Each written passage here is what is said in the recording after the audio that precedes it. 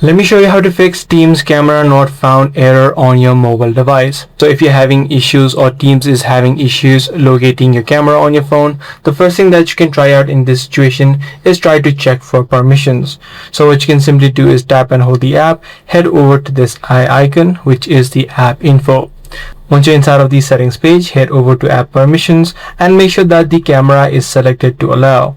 If this was not selected to allow and if this was selected to deny, this is the exact issue that you're facing. Now as soon as you do that, try to see if you can fix the issue.